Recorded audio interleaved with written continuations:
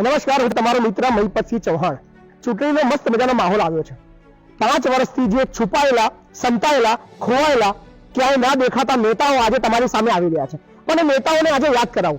Vote લેવા આવ્યા છો, ચોક્કસ તમને વોટ આપીશું, પણ થોડા સવાલોનો જવાબ આપો।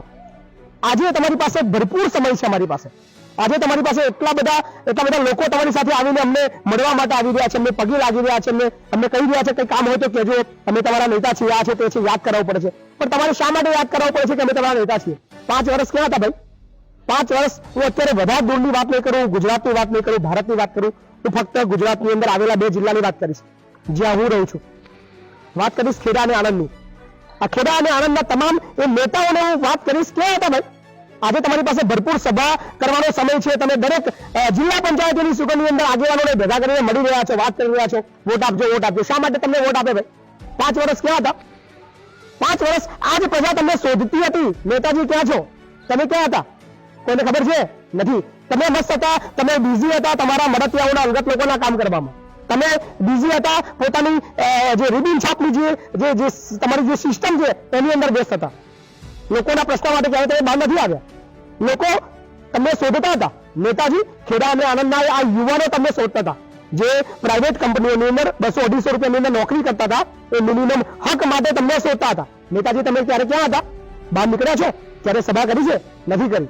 ક્યારે તમારે આ જે ભીડ ભેગી કરી રહ્યા છો, ખુરશીઓ ગોઠવી રહ્યા છો, મંડપ બાંધી રહ્યા છો, ક્યારે આ યુવાનો માટે મંડપ બાંધ્યો છે? નથી બાંધ્યો। વોટ જોઈએ છે? હજી પણ તમારામાં હિંમત છે? ચાલો વધારે બતાવો। ખેડા આણંદની અંદર જેટલી પણ સસ્તા અનાજની દુકાનો છે ત્યાં એક પણ જગ્યાએ પાકી પાવતી આપવામાં નથી આવતી। વોટ જોઈએ છે? નીકળ્યા છે ત્યારે એના માટે?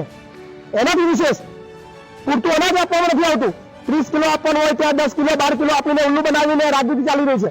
ગરીબોનો હક અપાવવા માટે ક્યારે ભેગા થયા છો? ક્યારે બહાર નીકળ્યા છો? 5 વર્ષ હજી પણ તમારે વોટ જોઈએ છે? ચાલો એનાથી વિશેષ બતાવો। આજે પણ ખેડા આણંદની અંદર શિક્ષકોની જે ઘટ છે એ બાબતની અંદર ક્યારે તમે અવાજ નથી ઉઠાવ્યો। સ્કૂલોની હાલત ગંભીર પરિસ્થિતિની અંદર છે, બહાર નીકળ્યા છો? નથી નીકળ્યા। છતાં પણ તમારામાં ગજબની હિંમત છે કે તમે લોકોના વિસ્તારની અંદર ફરી રહ્યા છો અને મજા તો એ આવી રહી છે, લોકો પણ આ બાબતની અંદર તમને સવાલ નથી પૂછી રહ્યા। તો લોકોને પૂછીશ, છે હિંમત તમારામાં સવાલ પૂછવાની તમારા નેતાને, જે 5 વર્ષથી ખોવાયેલા હતા, સંતાયેલા હતા ઘરની અંદર, કે ક્યાંક બીજે પ્રવાસોની અંદર વ્યસ્ત હતા, જે 5 વર્ષ તમારા સામે જોવા નથી આવ્યા, તમારા ગામની અંદર શું ગ્રાન્ટ આપી છે એ બાબતના પ્રશ્નો તમે પૂછજો, કારણ કે ચૂંટણીનો સમય છે।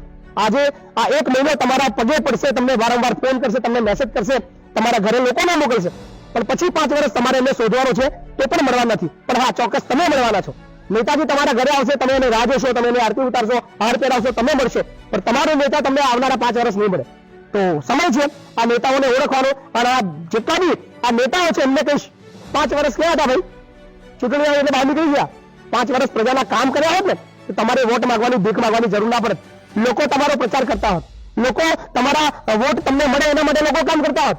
આજે તમારે લોકોને શોધવા પડે છે કે આવો અમારા માટે, પ્રચાર માટે આવો, પણ સમય આવશે, વાર લાગશે। કદાચ એવું નથી કહેતો કે અત્યારે તાત્કાલિક પરિવર્તન આવે, 5 વર્ષ લાગશે, 10 વર્ષ લાગશે, પણ પરિવર્તન આવશે જ્યારે સાચા નેતાને લોકો ઓળખતા થશે। તમે પણ તમારા નેતાને ઓળખો। કોણ છે તમારો નેતા? અચૂક કોમેન્ટ કરો। ધન્યવાદ।